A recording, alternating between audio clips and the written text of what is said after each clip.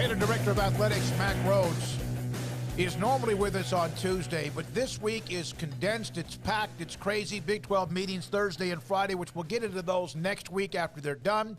He joins us on 365 Sports, and thank you. We appreciate your time. We know there's a lot going on. What was, and you probably saw your schedule and knew it a little bit in advance, but what jumped out at you? Was it the 8 home games or something else? I mean, obviously knew of the 8 home games, just given our non-conference, and all 3 of those being at home, and knowing that this was going to be the year that we were going to play 5 Big 12 games at home and 4 on the road. So I thought it was a good balance. Probably what stood out most is just 5 of 6. Your first 5 of 6 at home. Certainly wasn't maybe expecting that. When you think, obviously knew Texas State, Utah, Long Island, but just how the next 3 would play out, the Texas and Texas Tech at home, and then UCF sandwich in between. So that's probably what surprised me most. I really like the schedule. I like where the bye week falls. I think there's a good mix and balance in terms of, home and away. We had long conversations, within the conference just about the sequencing and playing back-to-back road trips. We've talked about it on this show with the addition of BYU and Cincy and UCF. Those are long trips like West Virginia, and so making sure you weren't doing that, going those places back to back. And so the home game in between those 2 at UCF and at Cincinnati, I think is good. So not a whole lot to complain about. I think it's an aggressive schedule. It's a really tough schedule, but we'll look forward to playing it, and continuing to play the schools in Texas, Texas Tech and now adding Houston and TCU. I think that's going to continue to be important for our fans and for our program as well. What's it like for someone? You've been in this business for a long time, and scheduling is a big part of what you do every year, and the stress of it and all of that, to have to look at a schedule, and this is this 1 year schedule, and not have to think about it like, well, then next year we're going to have to go to this place and that place because next year you guys are going to have to pretty much do all this again. Yeah.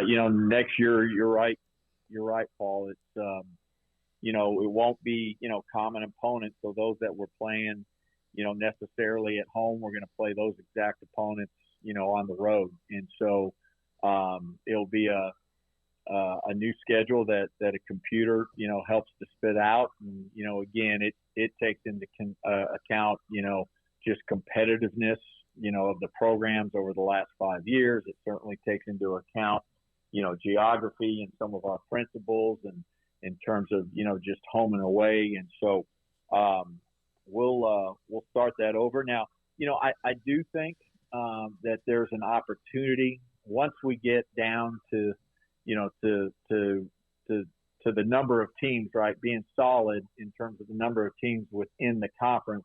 I do think there's an opportunity to be able to put out a schedule, at least 2 years at a time, and maybe even longer than that.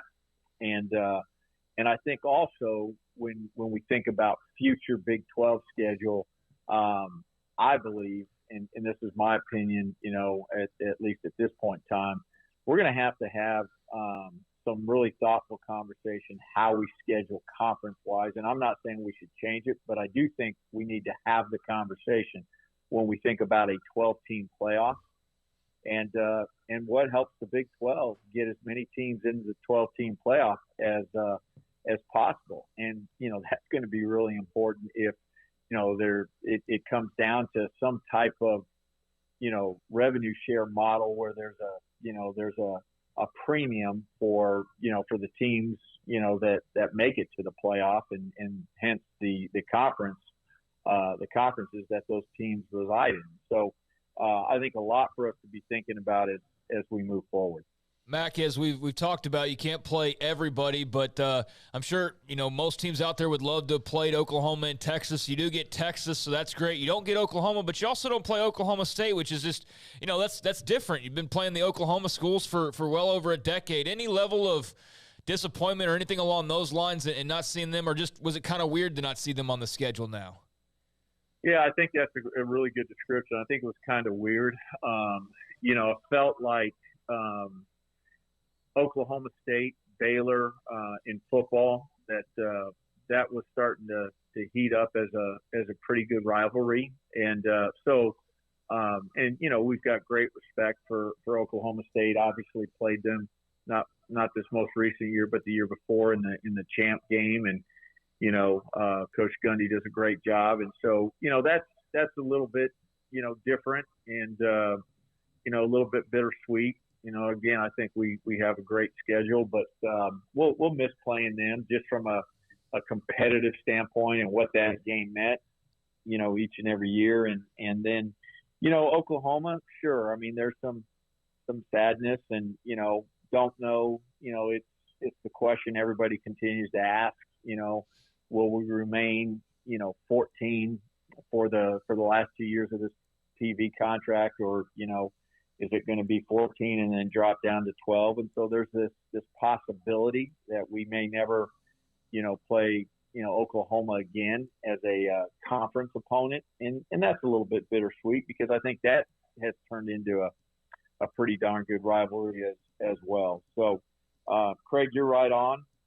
But it's, moving forward and, certainly I think the opportunities to play, the 3 of the 4, teams, new members of the team. I think that's really great opportunity for us, and look forward to hosting Houston, and look forward to the 2 road trips in Orlando and Cincinnati. Mack, the schedule obviously has been mentioned. Not everybody can play everybody. There's no division. So what are the contingencies? Are there like 15 different tiebreakers on how in the end? Because you weren't around, but you remember what happened in 14 with TCU and Baylor. It was a nightmare. Yeah, no, I've heard about that a couple times. What was it? One true champion? Yes. Yeah.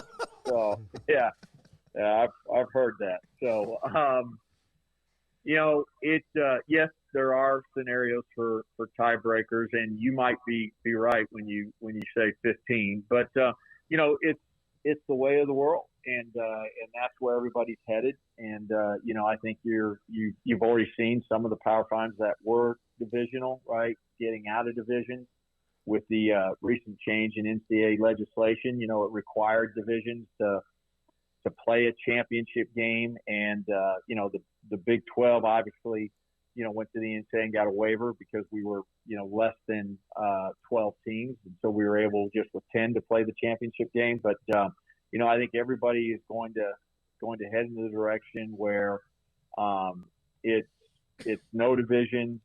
I still think it's really hard to be able to say, hey, your 2 best teams are going to play most definitely in the conference championship when not everybody is going to get to play everyone, and so that was hard. That was the beauty and the uniqueness of having 10 and with 9 non-conference games, because you played every opponent. So to address your question, I think it's where we're all headed, and we're gonna have to navigate it as best we can in a most fair and competitive way. Does the 12-team playoffs have the burn for that? Like you talked about a little bit of maybe your best 2 teams don't play because of, the schedule's different. Somebody, might have a loss. You might have 2 teams that are undefeated, and one of the teams undefeated, not necessarily your best team, but because of that 12-team playoff, you think that maybe that second best team can get in? Yeah, no, I do. Paul, I think that, the 12-team playoff, that expansion helps. And, I'm excited, personally about 12 teams, because you think, last, 2 out of 3 years, 19 and 21. I mean, Baylor would have been in it twice. And so I'm excited about it. And I think for, the Big 12, I really think about it. It's not how do we get 2 in, but how do we get 3, and maybe even a 4th when we think about, expanding to 12. And so, again, it's going to be – I'm not sure that we change anything we're doing, but I do think we need to kind of pause and have some conversations. Say, all right, moving forward, do we really have the best model when we think about, greatest opportunity to get teams into the 12? At one point in time, you had Louisiana Tech scheduled, but that got scrapped over a year ago, and you had a non-conference game to make up. You guys ended up playing Albany last year, but Long Island this year fills out the schedule. I'd asked you about, what was the remaining game that hadn't been announced, and it turns out it's the Long Island Sharks. So how did that come to be? Yeah, I mean, we needed to fill the hole, right, with La Tech going off the schedule, and just quite frankly, there weren't a whole lot of choices at the time. It's the first time, like Utah, that we'll ever play Long Island, and we really wanted an FCS matchup, and that's not to be disrespectful to Long Island, but they have less scholarships, probably not as physical. And, trying to sandwich it, not knowing, what was September 23rd was going to look like, but trying to sandwich it, in between and help our guys continue to grow. I think going into this upcoming season, we're still going to be a really young team. And so, that was certainly part of it when we were thinking about the maturity of our team and where it is, competitively. And just feels like it's a good game coming off, what's going to be, I think a heck of a football game against Utah. Coach Whittingham has done an unbelievable job there, and they've been, if not at the top, near the top in the Pac-12, over the last 2 to 3 years. Mack, last thing, and I know tomorrow's Big 12 meetings and all that goes on with it. Did you and others notice that when everybody kind of had their own graphic of releasing the schedule, like an invitation, that a couple of schools just retweeted the Big 12 and the other 12 kind of like it was like a celebration? Yes, I did notice that. So I did, and I think we've got a group of 12 that's really close and really supportive and really excited, and I think there's, again, really good camaraderie in the room, in the president chancellor room, in the AD room, and I think this conference, Big 12, is going to be a conference to be reckoned with in the future. And we've got really, really good people. We've got really good sport programs across the board. Football has been extremely competitive from top to bottom. The bottom end of the league has certainly improved dramatically, and I think next year with the 4 new, this is going to be as competitive a football conference as anybody in the country. Mack, is there a chance this is the last year that Texas and Oklahoma end up on the schedule? Yeah, I do think there's a chance, and certainly don't want to be disingenuous and say no, absolutely there's not a chance. There is a chance, and I think that still remains to be played out, and hopefully we have direction for everybody involved, right? For the 12 of us, for Oklahoma and Texas, that we have some clarity, here in the near future, and we know what it's going to look like, and I just think that's best. That's healthy for everyone. Thank you, sir, for your time. We appreciate it. I know you got a crazy schedule. Enjoy the Big 12 meetings up in Dallas and Fort Worth this week. Thank you for your time. Thank you, gentlemen. Mack Rhoades, Director of Athletics, and we got about